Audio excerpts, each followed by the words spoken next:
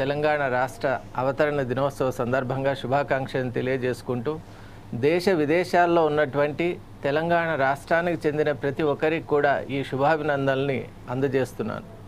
ఇది చాలా ప్రత్యేకమైనటువంటి సమయం, శుభ సమయం. ఎందువల్ల అంటే ఒక కళ సామాన్యమైనటువంటి సందర్భం కాబట్టి మనం అందరూ కూడా ఈ నేపథ్యంలో తెలంగాణ రాష్ట్రం 11 సంవత్సరాలు పూర్తి చేసుకొని ఇప్పుడు 12వ సంవత్సరంలోకి ప్రవేశిస్తోంది. 12 అనేటువంటి సంఖ్య చాలా ప్రధానమైనటువంటి అర్థాన్ని కలిగి ఉంది. ఏదైనా మనం ఒక విద్య కానివ్వండి, ఏదైనా ఒక అంశాన్ని తీసుకుంటే 12 ఏళ్ల సమయంలో దాన్ని బేరీజ్ వేసుకునేటువంటి ఒక అవకాశం ఉంది.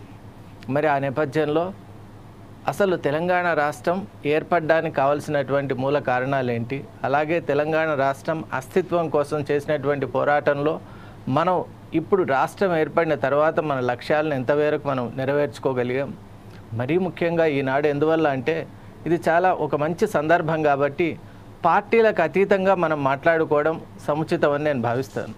ఎందువల్ల అంటే మనం ఒక ఈక్వేషన్ లాగా పెట్టారు. Nearly 9 years of TRS or BRS, తర్వాత నియర్లీ 2 years ఆఫ్ కాంగ్రెస్ అని వాళ్ళు చేసినటువంటి పనుల గురించి వాళ్ళు ఇలా వాద వివాదాలు కాకుండా ఒక చక్కటి సమన్వయ వాతావరణంలో అకాడమిక్ డిస్కషన్ని ఈరోజు చేసుకుందామని నేను పెద్దలందరికీ కూడా విజ్ఞప్తి చేస్తున్నాను.